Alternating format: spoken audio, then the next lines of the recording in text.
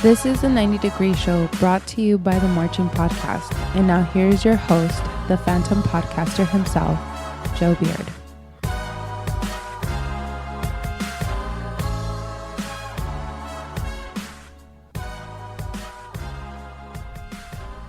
Hello, everyone. Welcome to the 90 Degree Show. I'm your host, Joe Beard, and happy to be of service for you. This is week 5 of the 2016 season, and we appreciate all those listening through iTunes, Facebook, Twitter, our website, our blog, or wherever you are on the interwebs. At the end of the broadcast, if you decide you like the show, then we appreciate a donation to the network if you feel so in your heart, of course. Just simply go to themarchingpodcast.com and click on the donate button to help improve the show and help build our scholarship fund.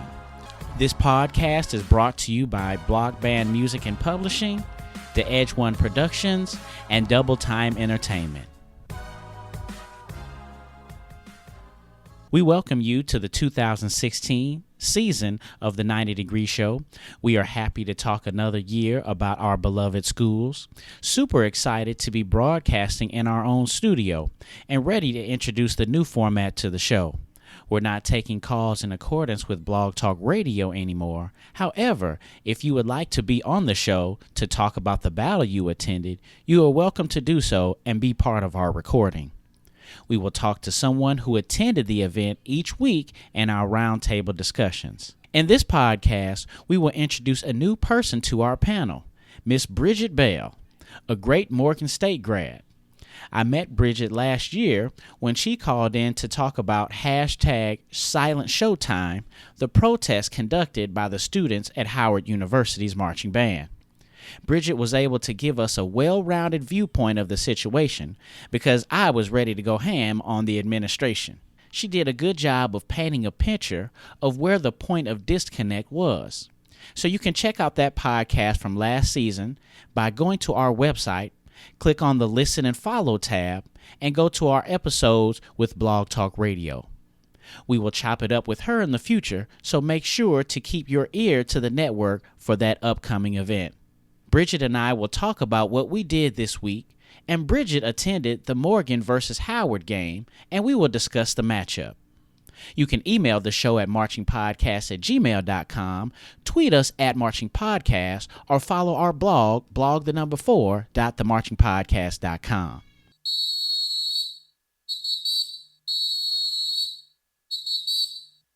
We're here with the Marching Podcast. We are in week 5 here. And we are introducing someone who has been on the show, but this is their first show here with the new studio and the new format, and is going to be one of the regulars here for the 2016 season. Miss Bridget Bell, how you doing there, ma'am? I am doing wonderful. How are you? I'm doing well. Thank you very much for agreeing to be on the show. Really excited to have a female on the show because we have boys and girls interested in being in the band. So we can't Absolutely. That's right. Can't just have just me and Rashad talking about everything all the time. Thank you so much for the invite. I'm excited to contribute however I can. So thank you. Yeah, no problem. So you have a great voice for radio. So we'll Thank go you. ahead and get right into it. At this point here, I'll ask you what you did for this week. I'll tell you what I did really fast. I had my children dedicated at our church. Oh, that's wonderful. Yeah, thanks. So we go to Abundant Living Family Church, and Okay. it's non-denominational. We had to go 2 weeks ago and be a part of the parent dedication. So they actually had us in the class, and they said, "Hey, this is your responsibility, and this is what you got to do. Don't let awesome. don't let the athletes and don't let the television raise your child. You are responsible." One other thing that I thought about was cool was the 5 points. There were 5 pillars. And once you went through those 5 pillars, I know one of them was discipline. You raise your child with those 5 pillars. But I thought it was really cool at the dedication, the pastor added an extra one. And he said, if you didn't see me do it, then you can't do it. Oh, there you go. You know, so I was like, oh snaps! I need to start cleaning myself up a little bit around, you know. Yeah. Leading So, by example. That's awesome. right. So he's like, oh, you don't see me do this. So I was like, wow. And I thought it was pretty powerful because parent, you essentially become your parents, or like you start doing the things that your folks did because that's what's normal to you. That's what your brain saw in those situations. And then my wife and her family, they were able to come down. And then we all went out to dinner afterwards, and my father-in-law paid for everything. Oh, I was like, man, yeah, awesome. that's what I'm saying. Because my wife was like, oh, my God, look at all these people. Father-in-law came in and stayed today. What did you do last week in week 5? Week 5, a little bit of the same. I'm actually in school again. So that was my last week of a class that I just finished up, trying to finish this next degree. So I spent my week writing a paper and being mommy to a beautiful 5-year-old and doing kindergarten homework with her. Those are my days, seem like lately, is you're doing kindergarten homework. She has more homework sometimes, I feel like, than I do. Okay, so I am glad you brought that up. I have got to ask you this. Your daughter then in kindergarten, she has a homework pack I guess she has to take home and turn in like at the end of the week or something like that? And they actually give them daily homework. It's a homework calendar. Oh. They have something they have to do. Exactly. They have to do. It's supposed to take, according to the school handbook, it's supposed to take 10 to 20 minutes. And it's taking us, I wrote a note, it's taking us like an hour to do all the stuff that we're doing. I'm like, really? She's in kindergarten. I just colored and played with building blocks and sand boxes when I was in kindergarten. Like, Right. you have them doing some serious stuff. So, I know. yes, they do have a homework thing that they're doing. So that's the bomb. I guess that is good that they're making the parents be involved because, yeah, I didn't have that in kindergarten. I did not take homework, and I was not doing homework with my folks. But, yeah, when I saw that here, I was like, what? I was like, what's going on? But I guess that's how education is evolving, or just keeping the parents involved. You know, it's funny. One of the school districts here, Baltimore County Schools, actually banned homework this year. What? Yeah, they took homework out, so they can't give Baltimore. If you're in Baltimore County School, my daughter's not in the county schools, but if you're in the county schools, they actually banned homework this year. So it's been some interesting controversy and stories on homework. It's really a debate right now, so I find that really interesting. And debate, like, should they give, is homework beneficial? Like, is it doing Exactly. anything? Exactly. Like, they've been in school all day, the role of homework. And I'm a teacher, so I'm on both sides of the fields on it. I feel like homework, there is some benefit to it, but if they coming home and going straight to homework, then what do they do in school all day? I think they do need some downtime. But I think there's good scholarship on both sides of the debate, actually. I'm glad that you actually said that because I've just always been like, oh, okay, maybe homework is good. But one thing I've thought about was time. I get my kids, around, we get here about 4:30 or so, and then I bathe them before my wife gets home. But that's Go really... ahead. That's a good dad. Go ahead. Thank you. But then when she gets home and then she starts doing the homework, we're really only together like 90 minutes, maybe, kind of as a family, kind of like hanging out. She's with my daughter, and then I'm with my son. And then after that, we'll eat. But, yeah, our interaction during the week, I guess some of that quality family time is doing homework. It's limited, yep. Right. It's limited, though, how much you can do because of homework. And we do it on the weekends, too, because you got to do stuff on the weekends so they're not slammed during the week. We definitely have to continue this discussion. We will be chopping it up with you.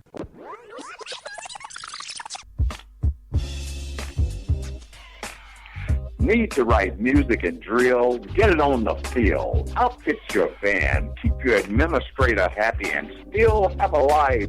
Encountering drama in the process, ain't nobody got time for that. Let Block Band Music assist you with musical arrangements and drills to fit your band, and also the equipment, gear, and accessories to keep the visuals, music, and marching on point.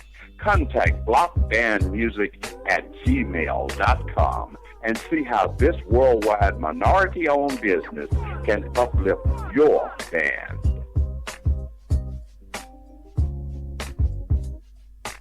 Hi, this is Chris Jones, owner and founder and creator of March Aerobics, and you listen to the 90 Degree Show in the Marching Podcast Network. Now get your legs up.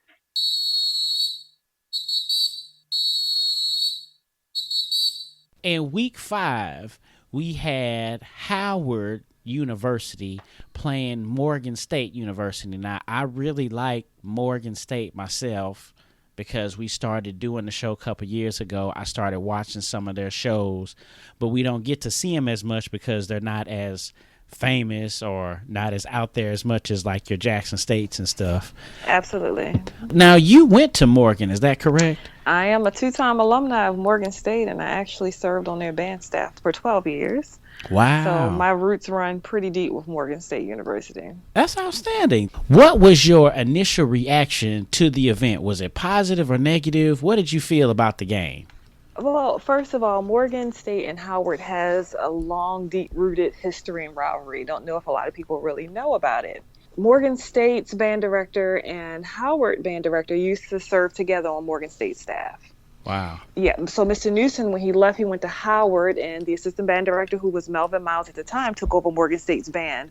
So since that time, it's always a very interesting, very energetic rivalry that we continue to have. So it's always exciting when Morgan State and Howard's going to play. What's really made it even more exciting this year is that the game has not been on either of our campuses probably for over 5 or 6 years, because either we were doing it as part of the Urban League Classic, or last year, a group out of Chicago bought the Classic there. So we haven't played on either of the school campuses in quite a minute.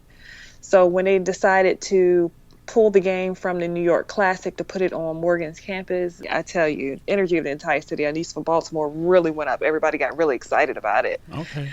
So the turnout was, it was absolutely an amazing turnout, close to our homecoming numbers of what we got for that game. Wow. So that was pretty nice. Yeah. So I didn't know the history between the two, but it seems like we always have that history being with HBCUs. It's cool now in 2016 to hear about it because so many of our people go to PWIs and all that stuff like that now. Absolutely. Who were you looking most forward to see? Well, of course, my great, magnificent marching machine, Morgan State University. That was my first time really kind of getting out there, seeing a full show for them this year, seeing the full band. I kind of stopped by a few rehearsals. You know, I'm doing a little bit of, assisting a little bit with a couple things with them this year, but just to see them put on a field show, I was excited to see them. Mm-hmm. But I'm always equally excited to see Showtime. They always bring something different, a new element. We call it a gimmick or something. So I was really excited to see Howard just as much to kind of see what they were going to put on the field. Excited to see them come on to the campus again. I tell you, I can't remember seeing them in a while on the campus. So that was pretty cool. Yeah, and I know actually we talked last year. Mm-hmm. When you called in on the show, we talked about when they were doing the silent Showtime. You remember? Yeah, I think that's when I met protesting. you. Yeah, when they did. So yeah, like you say, they always got something. Howard always got something going on.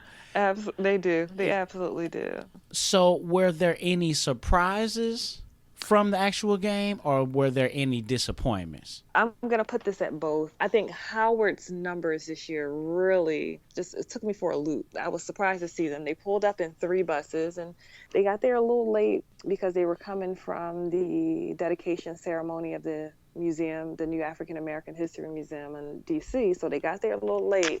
So they pulled up on 3 buses. We're expected to see typical Howard numbers. They're usually marching about 100 and something. They don't get all of the rest of DC to come with them. But when they actually marched in, our whole side of the stadium was like, wait, is that it? So their program have really taken, I want to say this is the lowest I've seen them in quite a minute. And despite the rivalry, now a rivalry, when I say it's contentious, like it's been a contentious rivalry for years. Despite the rivalry, really my heart kind of sank for them. Like I had a proud moment like, woo, yeah, we got this one. I had that moment, but then I also had the moment of, wow, what happened to our HBCU bands when Howard is marching maybe 50 strong? Like, come on, something's going on there. So it was a little bit of both. It was a surprise and really a disappointment. When I saw them, I watched the film of them. I think it was their game against Hampton, the Nations Classic. That was the first thing I noticed was that they were small. And I think out of the last year, I think they were small last year, but I figured that this year they were going to start coming back and I would see more. But it was almost like they lost people from this past year. and I was kind of surprised to see that. What was the best part of the event? I think, of course, halftime. I thought halftime was really cool for both bands. Both bands had their moments. One thing I can say about Howard, it's amazing, and kind of when I was talking to the band staff at Morgan, we all shared the same sentiment. Like, despite their size, they always managed to get pretty good quality musicians.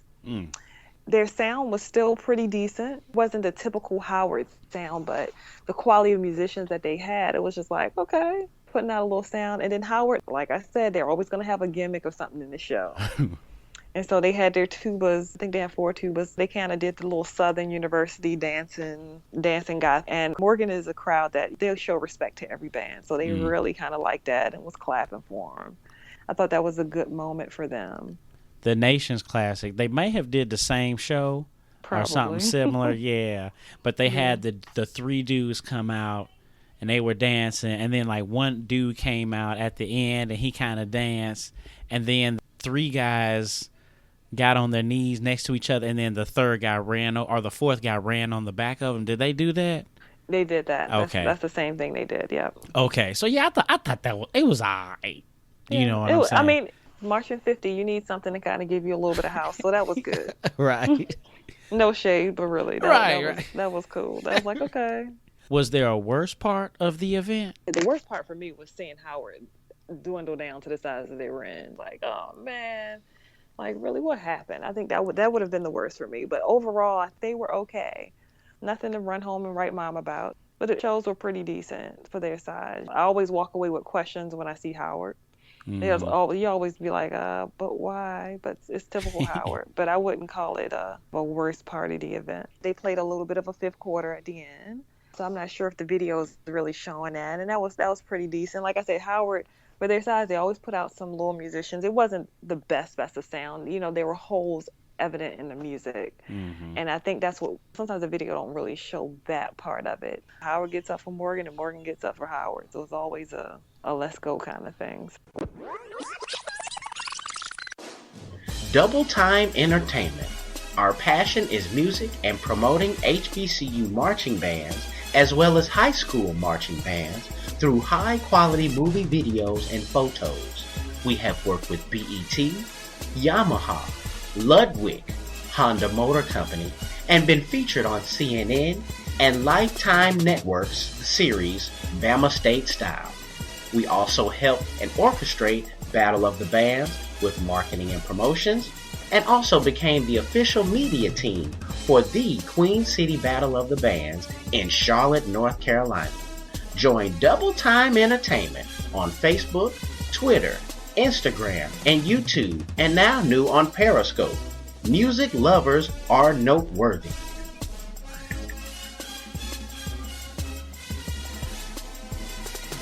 Hello, this is Dr. Joel Beard, Jackson State alumnus, 1966. I march in the Jackson State Marching Band, which was then called the best band in the land. And you are now listening to the 90 Degrees Show here on the Marching Podcast Network.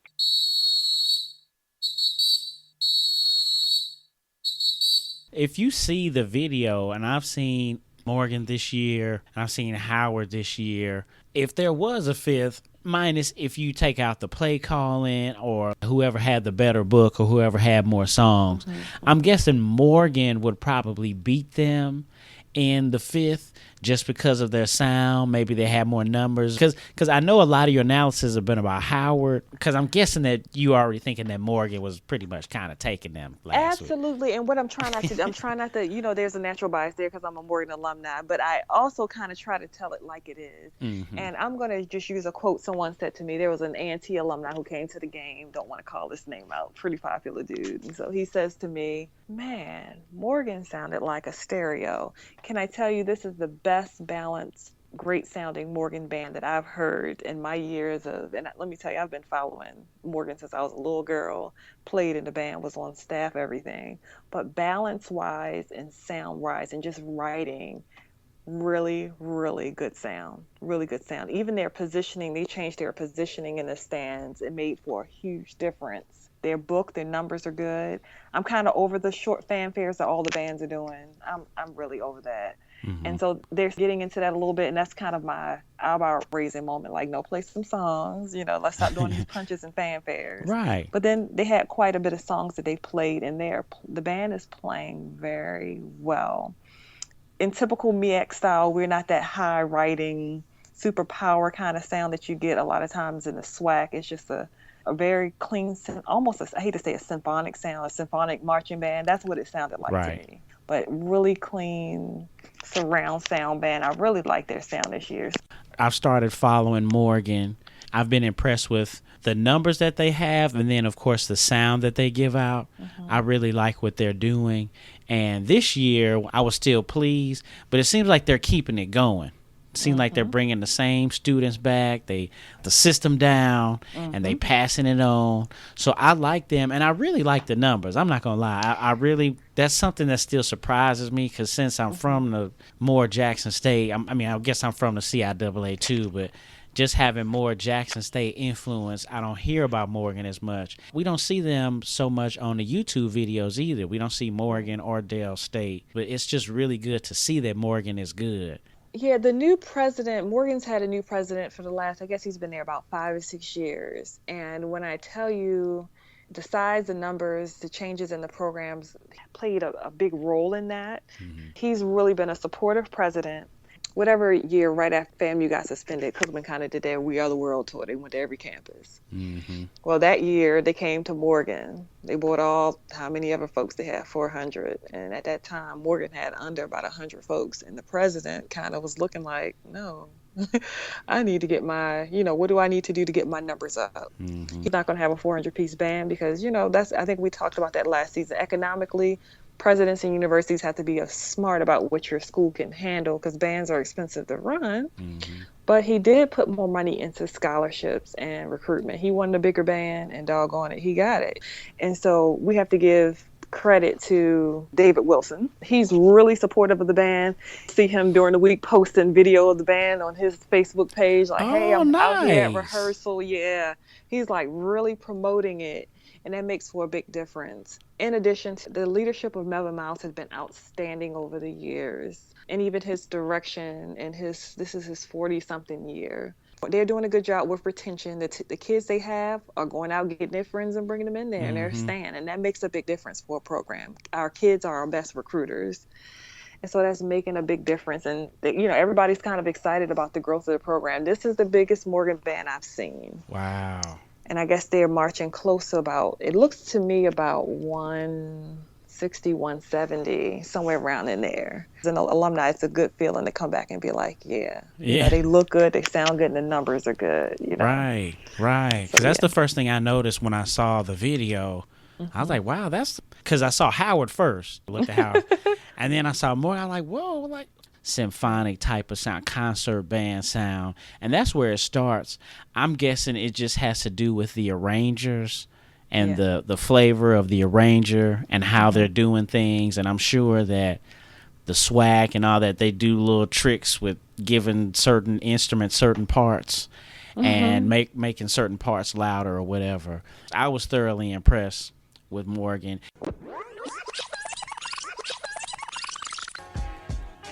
Hi, everyone. This is Joe Beer, the Phantom Podcaster and owner and founder of the Marching Podcast.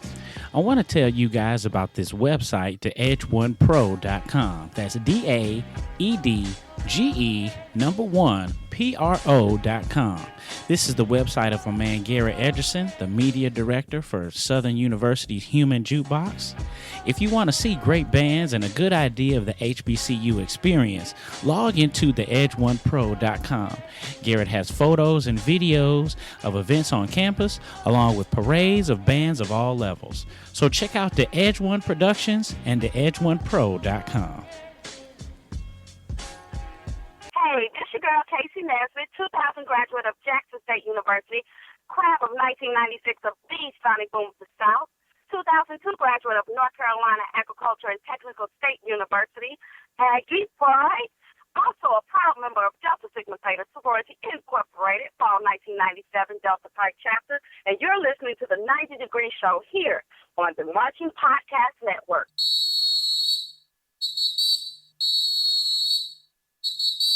And I'm so glad you said what you said about the president.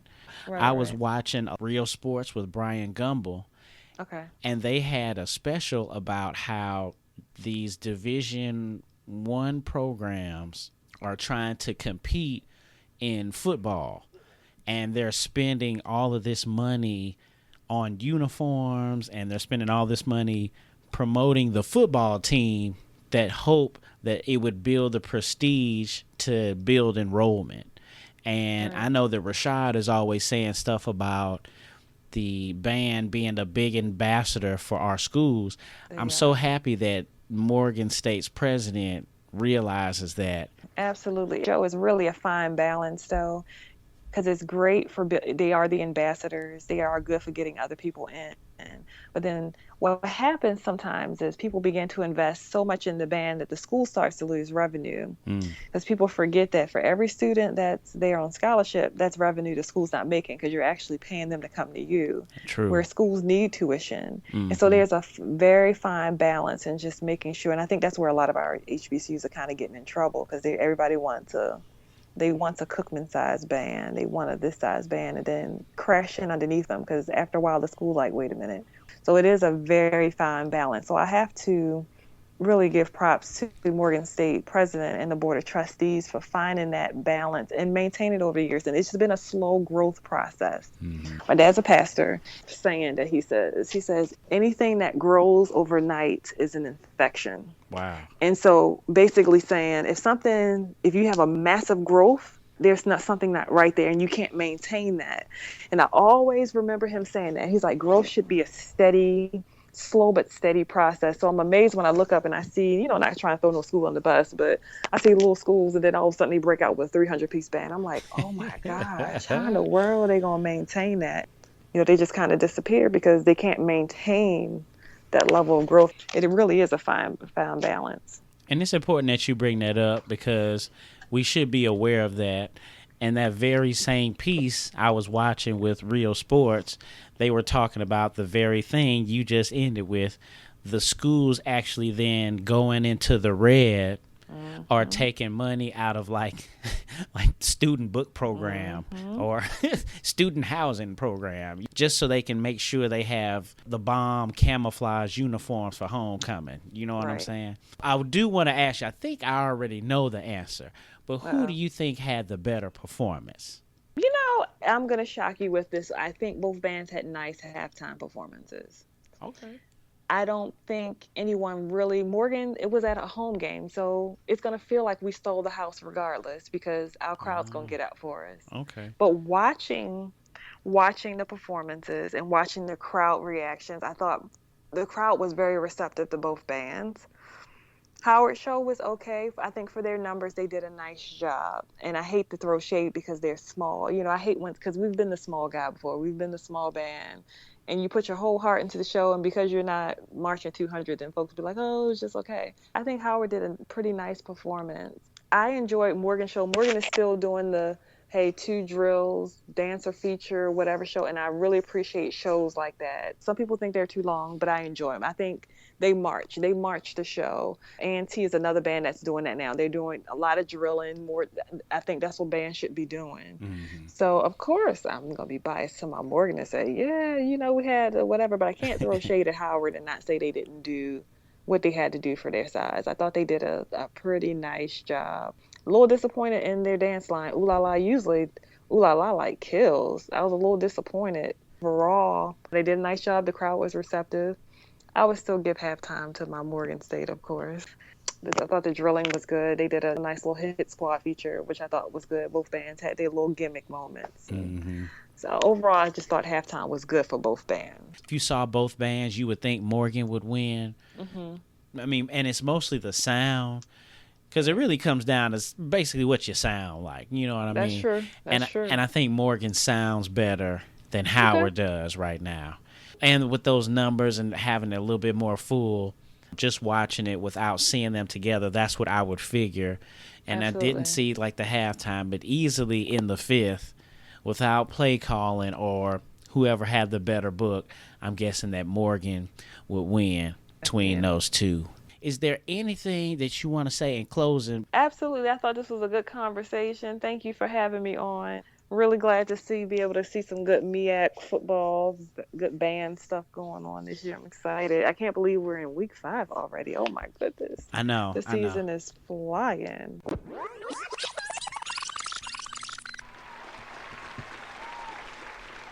All right, everyone. If you're interested in becoming a patron or a sponsor to the Marching Podcast, please contact the show and we'll give you the criteria so we can start to pub your business using our platform. We'll play your commercial, we'll post your website on our blog, and we'll help send out your information through social media. So contact us so we can help build your business. Super cool to talk to Bridget, and we welcome her to the show. Happy to have some insight from a school that we need to hear more about. And if you would like to hear more about your school or more about the insight again, make sure you contact us and be a part of our recording. Stay tuned for week 6, and we'll have Rashad and Bridget on the show with us then.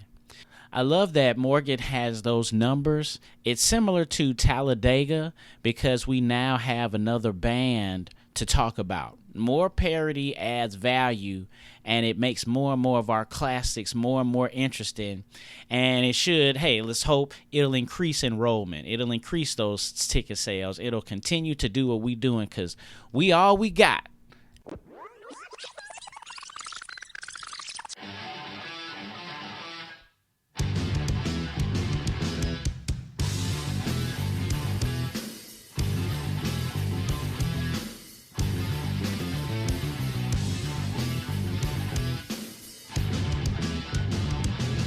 Hi, this is Chris Jones, owner and founder and creator of March Aerobics. My website is cj@marchaerobics.com. And you listen to the 90 Degree Show in the Marching Podcast Network. Now get your legs up.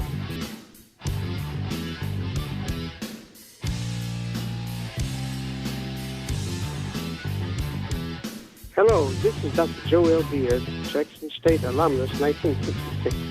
I march in the Jackson State Marching Band, which was then called the best band in the land. And you are now listening to the 90 Degree Show here on the Marching Podcast Network.